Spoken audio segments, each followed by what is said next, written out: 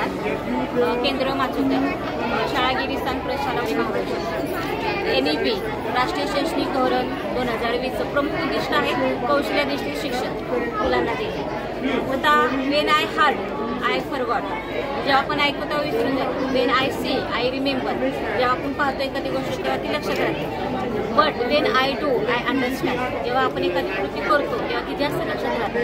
आणि या असं कृतीशील शिक्षण विद्यार्थ्यांना द्यावं, विद्यार्थ्यांच्यामध्ये नाविन्यता वाढावी, कृतीशीलता वाढावी, क्रिएटिव्हिटी वाढावी, यासाठी हा उपक्रम आहे. आता या उपक्रमाच्या अंतर्गत विद्यार्थ्यांना विज्ञान आणि तंत्रज्ञानाची ओळख निर्माण करून देण्यासाठी आपला हा मेन उद्दिष्ट ह्या उपक्रमाचा आहे. आता या उपक्रमाअंतर्गत विद्यार्थ्यांना तंत्रज्ञानाच्या सहाय्याने म्हणजे वायर, मोटर, गिअर मोटर असे वेगवेगळे इलेक्ट्रॉनिकचे जे काही वेगवेगळे छोटे छोटे पार्ट्स आहेत ते जोडून त्यांना उपकरण तयार करायला शिकवले जाते. आता उदाहरणार्थ हे मेरी गो राऊंड इयत्ता 6वीच्या विज्ञानाच्या पुस्तकामध्ये, पाठ्यपुस्तकामध्ये गतीचे प्रकार धडा आहे, गतीचे प्रकार. तर त्याच्यामध्ये वर्तुळाकार गती शिकवण्यासाठी हे उपकरण विद्यार्थी स्वतः तयार करू शकतात आणि त्याच्या आधारे ते वर्तुळाकार गती समजून घेऊ शकतात. तर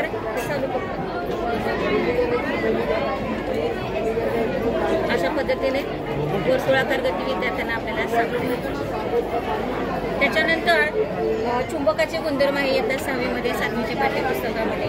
सजातीय ध्रुवांमध्ये प्रतिकर्षण असतं आणि विजातीय ध्रुवांमध्ये आकर्षण असतं. त्या गुणधर्माचा वापर करून मुलांनी हे चुंबकीय मुलं तयार करू शकतात आणि त्याच्या आधारे हे गुणधर्माचा पण ते अभ्यास करू शकतात. अशा पद्धतीने हे चुंबकीय कार.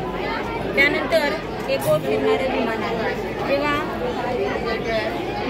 गोल फिरणाऱ्या विमानामध्ये बाहेरच्या साईडने हा फॅन फिरवतात आणि त्या कंपनामुळं पाठीमागचा विमानाचा भाग आहे तो गोलाकार फिरतो. त्याच्यामधून गोलाकार फिरण्यामुळं तिथं सुद्धा आपल्याला वर्तुळाकार गती विद्यार्थ्यांना सांगता येते आणि इलेक्ट्रॉनिकच्या माध्यमातून. त्यानंतर रेनड्रॉप सेन्सर काय करतो, कुठला एखादा अडथळा सेन्स करतो आणि त्याच्यामुळे हा बजर वाचतो. तर पाण्याचा थेंब टाकल्यानंतर सेन्सर त्याला जोडलेला आहे, तो सेन्स करतो आणि हा बजर वाचतो.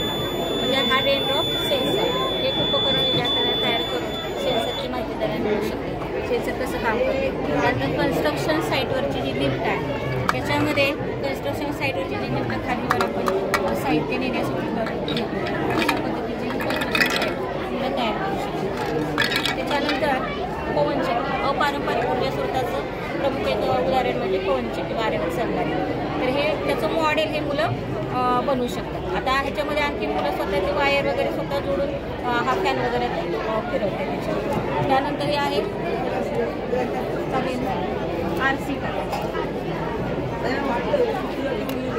ही RC कार मुलं आता याचं फक्त मॉडेल तयार करायचं होतं आपल्याला, पण मुलांनी काय केलं स्वतःचीच आयडिया वगैरे वापरून बॅटरी सेल त्याला रिमोट वगैरे जोडून चालवलं, म्हणजे स्वतःची त्याच्यामध्ये कल्पकता त्यांनी वापरली.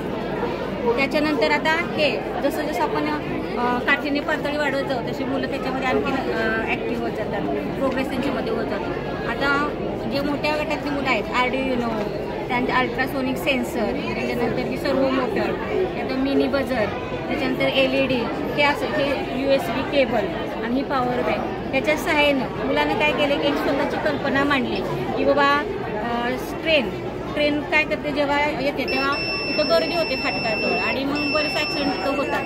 तर हे ॲक्सिडेंट होऊ नये म्हणून जेव्हा रेल्वे येते तेव्हा रेल्वे आल्यानंतर लाईट पण वाजते आणि बजर वाजतो. त्याच्यानंतर जेव्हा ट्रेन फाटकाजवळ येते तेव्हा हा हे फाटक उघडलं जातं आणि जेव्हा ट्रेन पुढं निघून जाते तेव्हा पुन्हा आपोआप फाटक हे बंद होतं. म्हणजे समस्या सोडवण्यासाठी ही मुलं विचार करू शकतात की अशा पद्धतीने आपण तिथं समस्या सोडवू शकतो या इलेक्ट्रॉनिक माध्यमातून. त्याच्यानंतर इयत्ता 8वीच्या धड्यामध्ये हवेचा दाब आहे. तर हवेच्या दाबावर नाही, हवेचा दाब मागं पुढं करून ट्रेन कंपनी प्रतिकृती आपण मुलांना दाखवू शकतो. हवेचा दाब आहे याच्या माध्यमातून त्याच्यानंतर अशी मुलं जर आणखी त्याच्यामध्ये प्रगत तंत्रज्ञान वापरू शकतात. त्याचं उदाहरण म्हणजे हा रोबोट.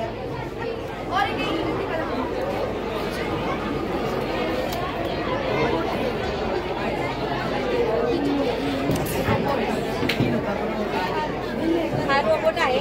त्याला फरशीवर आपण फरशी असेल तेव्हा हा पूर्ण ट्रेन फिरतो. हा टेबल असल्यामुळे हा इथे फिरू शकत नाही, खाली